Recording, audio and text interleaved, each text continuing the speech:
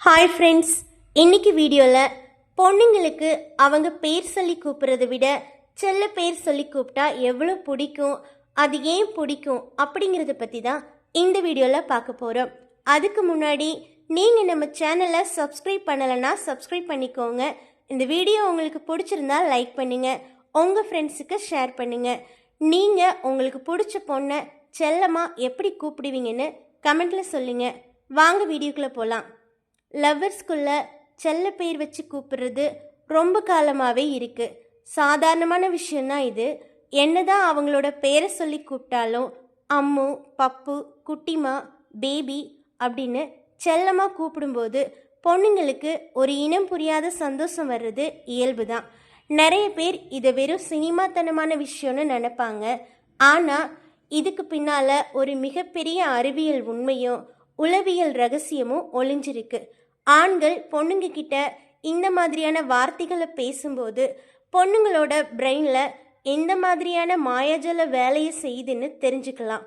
பொதுவாக பொண்ணுங்க எப்போவுமே உணர்ச்சிகளுக்கு அதிக முக்கியத்துவம் கொடுப்பாங்க. பொண்ணுங்க அவங்களுக்கு பிடிச்சவங்க கிட்ட இருந்து எப்போவுமே அன்பான வார்த்தைகளை தான் எதிர்பார்ப்பாங்க.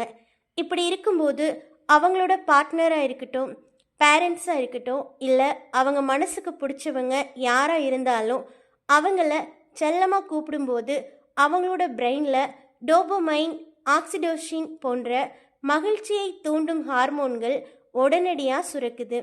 இந்த மாற்றம்தான் பொண்ணுங்களுக்கு ஒரு பாதுகாப்பான உணர்வையும் ஆழமான அன்பையும் பெறுவது போன்ற உன்னத உணர்வை கொடுக்குது.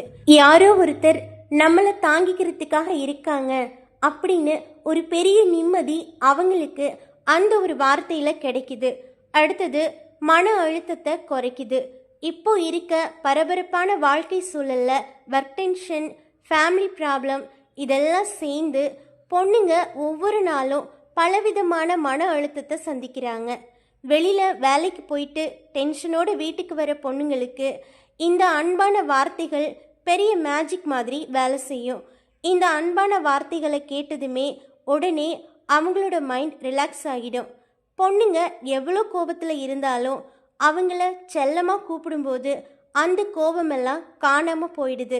உடனே கூல் ஆகிடுவாங்கன்னு உளவியல் நிபுணர்களே சொல்லியிருக்காங்க. அடுத்தது லவ் பண்ணுறவங்க இல்லை மேரேஜ் பண்ண கப்பலாக இருந்தாலும் சும்மா வெறுமனை அவங்கள கூப்பிடாம ஆழமான காதலோட அவங்கள செல்லமாக கூப்பிடும்போது அவங்களோட உறவு இன்னும் ஸ்ட்ராங் ஆகும்.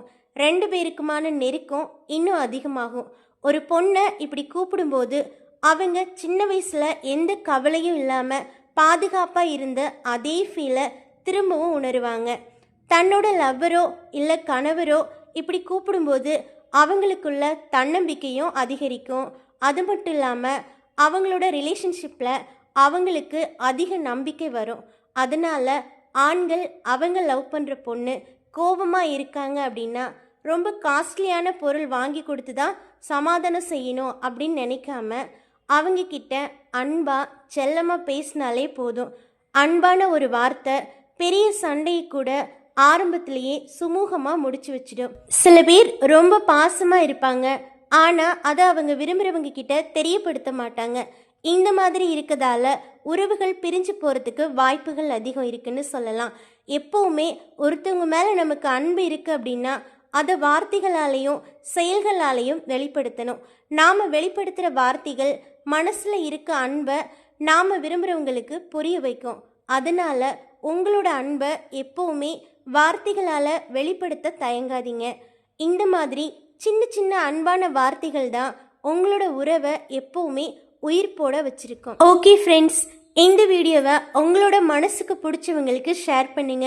உங்கள் மனசுக்கு பிடிச்சவங்க உங்களை எப்படி கூப்பிட்டா உங்களுக்கு பிடிக்குங்கிறதையும், நீங்கள் விரும்புகிறவங்கள செல்லமாக எப்படி கூப்பிடுவீங்க இல்லை எப்படி கூப்பிட ஆசைப்படுவீங்க அப்படிங்கிறதையும் கமெண்டில் சொல்லுங்கள்.